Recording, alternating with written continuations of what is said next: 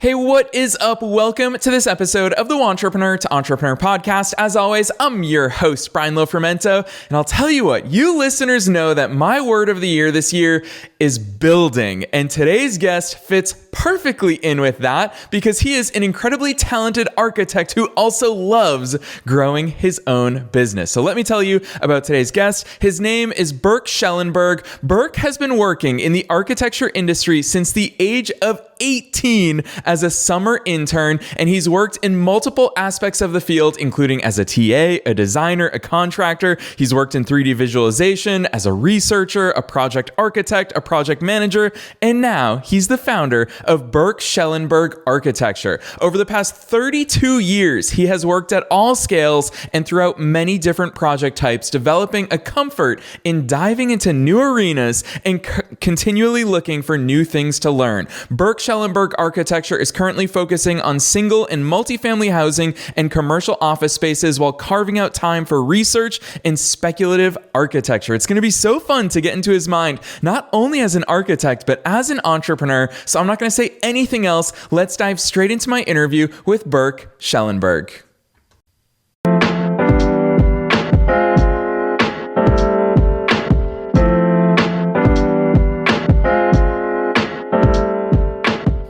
All right, Burck, I'm so excited that you're here with us today. Welcome to the show. Hey there. Super excited to be here too. I'm actually very tired listening to that intro. Burck, I need you to bring the energy today because I'm fired up. Honestly, I'll say this. You're only the second ever architect that we've had here on the show. And the one thing that I know about your industry is you guys think different. We're going to talk long term. We're going to talk short term. There's a lot we'll get into. But first things first, I want you to take us beyond the bio. Who the heck is Burck? Doing this stuff since 18. How'd you fall into this stuff? So I'm one of those people that was lucky enough, guilty enough to have figured out what they wanted to do very, very early on. I was 6 years old when I first told my parents that I wanted to be an architect. That was speculative, adventurous, and silly for a 6-year-old, but it stuck. And, I think that's important in how I've catered my career all along. It's been, while touching different things, like you said, contracting, research, all sorts of different places, it always comes back to that original thought of, I just like making things. I like to build. I like to draw.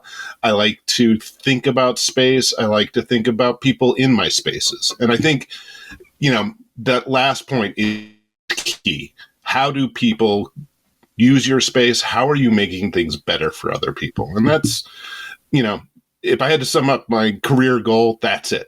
Make people feel better and do better in their spaces. Yeah, I love that. Burck, it's fun hearing you talk about this. So the first architect that we ever had on the show is at the end of 2023, and it was John Gresco. And it really made me start thinking, because it sounds to me like you architects, Burck, you are more aware of all the stuff around us. You've even said the word space already a few times here today.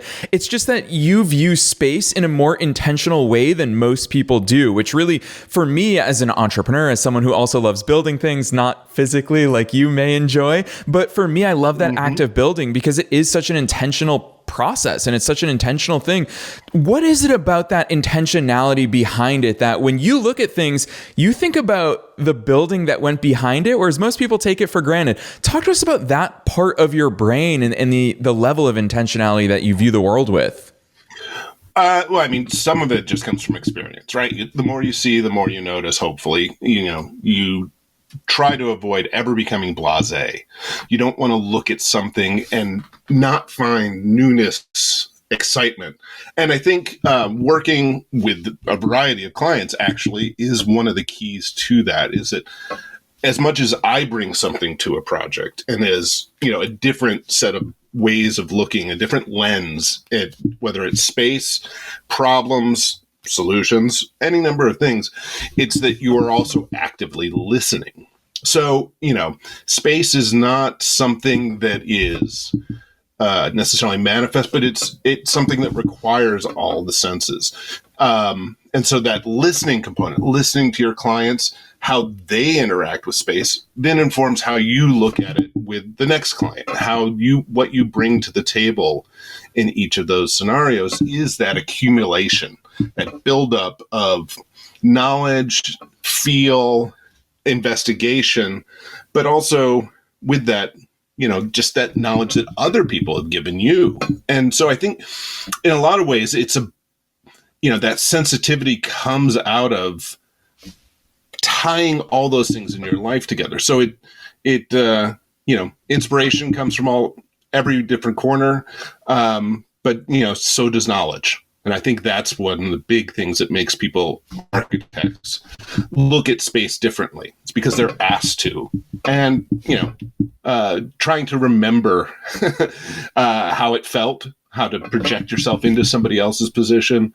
And, it's something that you develop continually. It's a process. Yeah, I think a really important word that you just brought up that I want to call out for listeners is accumulation. I think that for so many of us as entrepreneurs, whether we're building an actual building or we're building a business or we're just building a life, we are all the accumulation of all of those different things. And it's why so frequently we see on this show that amazing entrepreneurs, they have these non-linear paths. Burck, you called it out at the top of the episode. You're fortunate in that you've known it since you were a kid, but for so many of us, we've accumulated different businesses, different failures, different wins. You've accumulated so many different projects in your career that those all add up and give us really a repertoire of all the things we're good at and can cull from. So I love those insights from you. It also makes me ask though, because when you talk about these things, I can't help but think about the planner part of your mind is that if you and I are going to build a building, gosh, I don't even know all the steps that go into it. How far out are you? Do you view yourself as a short-term thinker, a long-term thinker? Because obviously it's got to be all of it, but give us some insights. Yeah, no, it definitely has to be all of it. With architecture projects, typically you're looking at a minimum of a year for design and 18 months or more for construction. So, they're inherent in the product is a timeline. There is, you don't have 3 months to develop things. You've got years. And so it takes a little bit of stamina, a little bit of forethought. But in a lot of ways, it's going back to a process. And I think this is one of the hardest things to explain to clients. And I've noticed this in particular situations where you bring somebody into a house. They've seen it in plan. They've seen it drawn on paper. But it's not real. It's not concrete. Excusing the construction term. But it's not manifest in any way. And so when somebody comes onto site, you can help describe that process. And you say, look, you're in your space. It feels this way now, but wait until we put walls up. Wait until we put paint on those walls. Wait until we put furniture. And having gone through that process and beginning to explain that process to somebody, will help them see it. I get shocked, when I go into a space that I've drawn at times where, oh my God, I didn't expect it to look like this. But if I wait 6 months, it'll look even different, during construction. And I think, it is a long-term vision with a series of short-term goals. And being able to explain that process, know the process, and get buy-in from a client, I think is absolutely vital into the way that an architect can make a big difference in a project. Yeah, long-term goals, short-term, or long-term strategy, short-term goals. I absolutely love that. I do think it's that blend, and I think it's something that we all need to incorporate in our businesses. But Burck, it makes me ask the obvious question that I actually don't think we talk about often enough. We love talking about business planning and business strategy, but gosh, we got to talk more about things don't always go to plan. I'm sure in your field that is so true. Walk us there. Yeah. And I think I'm going to talk about architecture, right? The things that happen in architecture, but I think it happens in any business as well, is that you are confronted with issues at some point. There's no way that you can plan out a building perfectly. There is no such thing as a perfect drawing set. Nobody can figure it all out. And, and I say this also, I should just take a step back and saying that an architect is not working in a vacuum. There's a client relation, there's consultants, other engineers, other factors, economics, all sorts of things come into play. And those change over time, especially, I was working on a tower and we had it all designed, set for construction, and COVID happened. And so all of a sudden, how do we deal with this? How does that change the building process? And we managed to get the building built through, it literally was starting construction in March of 2020, but we got it done and we found a way. Wasn't easy. But that's true when you come to other things like, oh my God, we discovered that in the ground there was a building that was built 120 years ago and it happens to have 8 feet, thick walls. How do you deal with that? How do you adjust to that? And I think architects are uniquely positioned to come up with solutions, to bring a team together. These are things that don't happen in a vacuum. You're not going to be the genius that solves everything, but you can be the genius that gets all the right people in the room and finding solutions together. Sometimes you happen to be the hero. Other times you're just the guy writing down the hero story. And that's okay. I think it's important as long as there is a hero somewhere in the process. I think that's such an important thing that you called out there about it not happening in a vacuum, because probably very few things in life happen in a vacuum, for sure, in business. And so with that in mind, well, I guess it's a 2-part question for you, Burck, which is, one, what is that role that you see that architects play? Because what I'm hearing is, I'm just like, gosh, you guys are more of the quarterback than people probably realize, is you're actually distributing the ball in a lot of different ways. When we see construction projects, that's after a lot of things have happened behind the scenes. So that's the first part of the question. And then secondly, assuming that you are somewhat the role of the quarterback, talk to us about how your skills and talents and experiences have grown and gotten better over time when it comes to assembling those right pieces. Because Burck, the older I get, the more I realize that is such a hard role that we all have to learn. Sure. No, absolutely. And I think quarterback is the correct analogy. One of the funny things about a quarterback is they touch the ball on every play almost, right? And the architect is kind of the center of the building process. Now, by no means I wouldn't say that they're most important. There's coaches, there's all sorts of, other players, and God knows in football, if you don't have a good offensive line, you aren't doing anything. Everybody's getting sacked. What makes that central position a little bit different, I think, is identification of issues, right? It's not so much, oh my God, there's an issue, right? It's no panic, that you sit there, you think about it, find out what is really at stake. Because often the concern, the issue at hand is not really necessarily the core issue. It might be something, like a cold. It's a symptom of something else. And so I think a good architect is able to sit there and say, all right, that's what's really at stake. You're concerned about this thing, but it's this other thing that's really the important thing. And if we don't look at that simultaneously, and obviously I need to answer your question as the client and answer your concern, but it's, what is really happening here? And I think a good architect can discern that partially out of, a little bit of crisis management, keeping your head, and, somebody who's running with their hair on fire is never going to, figure out what the problem is. But it's also being able to draw from those other people that are around you to look at a situation slightly askance, right? And that's what, that kind of left brain, right brain discussion, whatnot, the artist, yada, yada, yada. It's the ability to look at it at a slightly different angle, think about something slightly different than everybody else in the room, and then explain it, right? And bring everybody else onto that, on board with that, with your view of how things are. I think that's it feels like a dichotomy, though, and I'm sure it's hard to balance this, because I'll use parenting as the analogy. So I'm not a parent, I'm an uncle, so I get to see my brother deal with raising 2 6-year-old kids. But with that said, it really is this weird situation where you talk about identification of issues, but you're kind of that central cog that is quarterbacking all these simultaneous things going on. I'm sure that at some point you want control. We all want control. And as business owners, we're constantly assessing, do I outsource this? Do I delegate it? Do I handle it personally? Versus, I have to let people do what they're going to do, and issues will arise, and I have to have some sort of degree of that letting go. How do you balance that? How much of a role does this play in your work?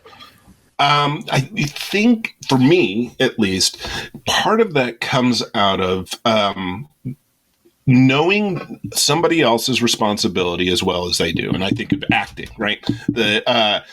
When you're on stage and you're trying to learn your lines, whatnot, it's just as important to learn everybody else's lines. If you learn your lines in a vacuum, you're not going to be a good actor. Architecturally, it's to know what the other people are capable of, responsible for, and what they do better than you. I think, a certain level of humbleness goes a long way in knowing, look, I understand this. I can speak your language. When I'm talking to a structural engineer or a mechanical engineer, I talk differently because the information's different. But I also know that as much time as I've studied in architecture, they've done equal or more time in their specific field. And so it's really important to be able to listen to those people, to, cede that control. But it's also, you're not ceding control. You're just putting people in the best position to help the project. And that sometimes means putting yourself in a different position. It's tough to make that break at times, to give up control. But at the end of the day, you are, going back to that accumulation idea, is that you are figuring out all the things that you did wrong in the past, but also all the things that you did right. And so, it's a balancing act to figure out between those two. But I think that's part of experience. And that's, one of the reasons why I think starting a firm later in life is great, because you've screwed up so many times that you can see those happening before they happen. You can find ways to circumvent and reposition issues even before they become truly problematic.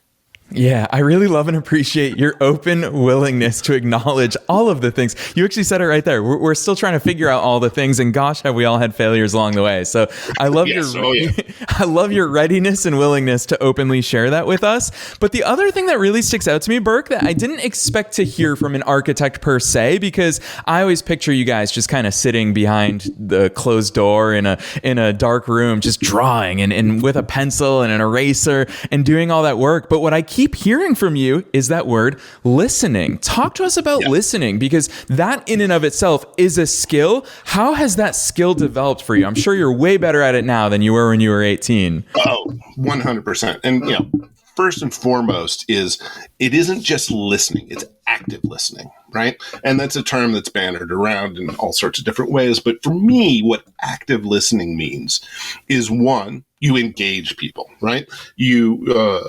When you're listening, you're hearing information. It's about getting that information back to the people that are telling it to you. And so you say, I'm hearing this. I understand what you're saying. As you're telling me that there's a problem with this, ductwork, but I'm hearing actually the ductwork is being pushed down because of something else, right? And then it's a discussion. So you're listening to them, but you're also bringing in stuff that you're listening from other people. So it's not just receiving information. It's about a dialogue. And I think that's the key to really, really good listening. Now, sometimes that means shut up. Just, this person needs to say what they need to say, and you got to let them go. Other times it is prodding them, asking them what they want. And with clients a lot, that's the first step in a project is, what do you want? Please tell me. And I had one client, did a house down in Maryland, and she's like, I just want color. Otherwise, I don't know what I want. And so we spent a lot of time working through that, listening. And that wasn't something where I could just receive information. I had to pull information out of her and get her to understand certain decisions that were being made and why we were making those and why they serviced her needs and what her needs really were. And so, things that came out of that were special locations for her art. Her art was the artwork that she had collected wasn't really important. She also wanted a space where she could close it off and nobody could see the garbage that she collected and the mess that she was making. And these are all things that came out of a process of listening. It wasn't, I heard this, I did this. It was the two of us working through it together. And I think that's a real key point is, real listening is interaction, it's cooperation, and, coming together.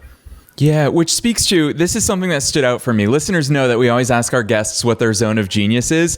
And it stood out to me how much your answer there, you talked about relationships and really being of service. It's a word that you just use when it comes to your clients. But I think that it also ties in with that short-term versus long-term thinking. And it's such a clear example of how you do think as an architect with that building. If I'm going to lay the foundation today, it doesn't mean the whole structure is going up today, but we're going to work towards that. Talk to us about that attitude towards those long-term relationships and how that's shaped, I would imagine, not just your business today of your own self-employed business, but throughout your entire career. Oh, for sure. And I mean, it's one of those funny things, like entrepreneurship often is seen as, the guy who's got the better mousetrap, right? It's got this thing that's going to revolutionize the world and change everything. In my mind, entrepreneurs are people who are out there doing for themselves, and they're trying to sell a product that is unique. And for me, architecture is a service industry, and therefore what is unique is you. It's that relationship, and you are selling that which nobody else can give, whether it's your history, your attitude, certain connections you have, but most importantly is the way that you relate to others. And so I might be a great architect that would be completely wrong for one client because the way that I interact, the way that I talk about things, the way I think about things just doesn't work for that person. It's not that it doesn't work. It's just not a perfect match. And some clients are that forever client, right? You just hit it off and you do the job. You do another job for them in 5 years, another job for them in 10 years. And we love those clients. They're very hard to find. But relationship maintenance and catering to that person will bring that person back. There's other clients, you do 3 months of work and you never hear from them again in the rest of your life. And that's okay. It's important to be able to nurture and cater those people that you work great with and that you really truly build up a relationship with. And then other people, it's fine to be like, you know what, just didn't work out. I'm sorry. Good luck. I hope it works out for you. And, it's, I've often used the term, it's like dating. Sometimes you get married, sometimes it's 6 months, sometimes it's a one-night stand, and you're happy to be done with it. Burck, I love that analogy.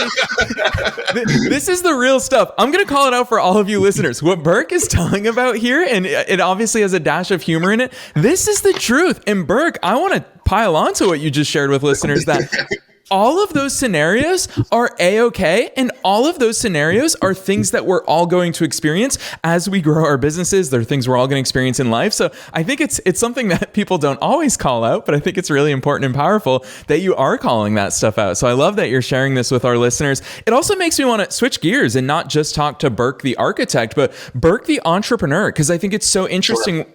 When someone has been a practitioner for so long, what was it that made you? Was it a moment in time? Was it a project? What made you say, you know what? I don't just want to be an architect. I want to wear all the millions of hats that entrepreneurs also have to wear.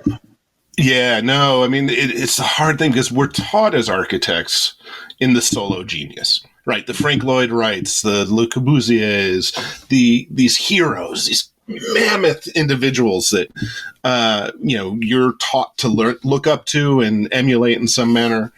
And the reality is most people don't want to start their own thing. They don't want to create a business because They were never taught to be business people. They were never encouraged and given the tools of how to be a business person.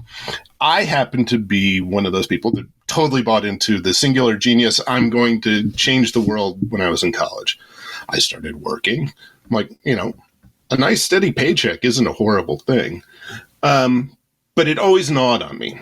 And so that desire, not for control, but the desire for a voice, and always to be the one at the, that's there to set the table, eat at the table and clean up the table afterwards. To be able to touch each of those pieces is always something that's been really important to me emotionally. And so, but I don't think that's true for everybody. And so it's one of those things when you go to, I'm going to start my own firm. In a lot of ways, it's the first question is why? What are you going to bring differently that somebody else can't? But also should be, am I going to really enjoy this? And I've found that for me, one of the things that I enjoy most is getting in early, being able to be the person that even before you've landed a project, that's there talking with the client, helping them to understand what architecture is. And then we can get into the architecture. But then, that part is a little bit self-explanatory, the architecture part. But then what comes afterwards too is that client maintenance. How do I publish my work? Who do I talk to? Being on a podcast is a great opportunity, but I've also been published in a couple of places. How do I continue that discussion? And that all ties into the business aspects of it. Because you just, in a lot of ways you want your current clients to just keep doing what they're doing, but you do need to grow, right? And that's where the entrepreneur part came in.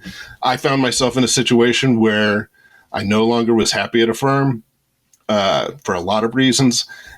And then I found, I kind of just took a leap. And, I'd been thinking about this for years, trying to plan it, work it.